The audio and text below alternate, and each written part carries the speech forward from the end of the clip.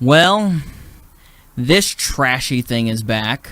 Ladies and gentlemen, my name is Gary Varner. This is Renegade Reason, and on this episode, the Living Trumpcare Season 2, or the Living Trumpcare 2.0, or the Living Trumpcare, the horrible sequel, undoubtedly to be followed by the Living Trumpcare 3D. So let's get into it.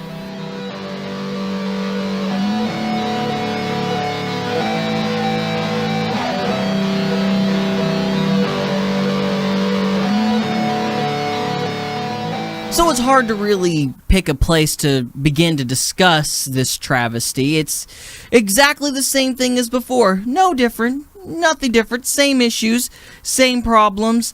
And to repeat them would be to be kicking a dead horse yet again, which at this point the dead horse is just a giant pile of mush. But anyway, here's an article by Breitbart.com. The Senate healthcare bill, otherwise known as the Better Care Reconciliation Act, BCRA, drops the number of insured by 22 million over the next 10 years, according to the Congressional Budget Office, CBO, analysis. Okay, first of all, let's get a couple things straight here. A, nobody wants to hear that 22 million people who are insured are going to lose their insurance.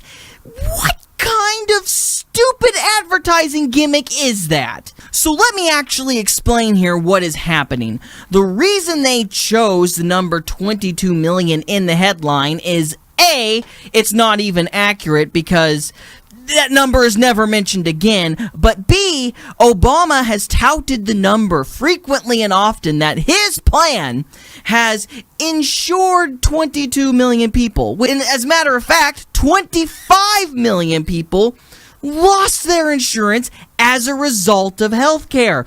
But apparently that doesn't count because those people were probably white and middle class. But they want the Republicans. You gotta understand, Breitbart's not writing to liberals. They're writing to Republicans, and they're trying to backhandedly say, see, this bill's going to undo all the damage that Obamacare has done. When really, it's not.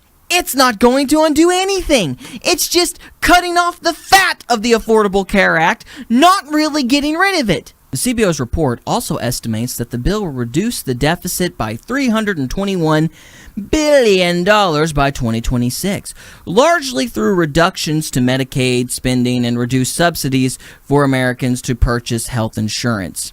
The BCRA stands as a small improvement over the House's American Health Care Act, which is Trumpcare 1.0, which cuts the number of insured by 23 million over the next decade while reducing the deficit by 119 billion. CBO reports that the Senate bill will save $202 billion more than the House's HCA. Most savings from the Senate's BCRA arise from ending Obamacare's Medicaid expansion and instituting per capita caps on Medicaid payments and reducing Obamacare subsidies to the individual market. The Congressional Budget Office estimates that under the BCRA, 15 million more Americans would lose insurance in 2018 compared to current law under Obamacare. I know that this site is meant for the right, but it is just really hard for me to read that and think that they're actually trying to push this as a good thing. It's not a good thing for people to lose their insurance. That's the problem trying to be dealt with to begin with. But there's a couple things I want to point out. First of all, cutting subsidies and things like that and putting a cap on Medicaid isn't going to matter. Because A, the subsidies are going to have to increase anyway by nature of the fact that they're subsidies. B, Medicaid, a cap on Medicaid means that basically Medicaid isn't going to continue to get bigger, but the rate that we're still paying for Medicaid is still the same. And we're going bankrupt over it to begin with. It doesn't help anything. The reason that the Republicans were even elected in the first place was to get rid of Obamacare because the Republican philosophy has always been to make sure that government does not get involved in these sorts of things.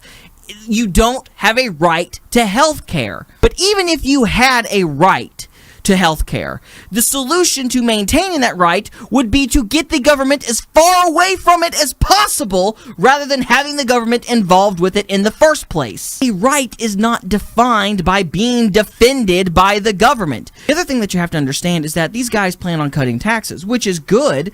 It's always good to cut taxes, but if you keep the expenses exactly the same, it doesn't do a lot of good. The reason that you cut taxes is basically to make sure that the people have money in their pocket to spend in the economy and get the economy rolling and growing. That's why you cut it. But if all the government expenses stay exactly the same and there aren't any cuts to go along with the taxes, the money still has to come from somewhere, which means it's going to get taken out in other ways and the economy still stagnates. It's so unbelievably stupid, and we have talked about it so much, and it's just more the same. They're not getting rid of Obamacare because they want the money. Whoa! I want that money! I don't know. There's really nothing else to say about this. It's bad. I hope it doesn't go through.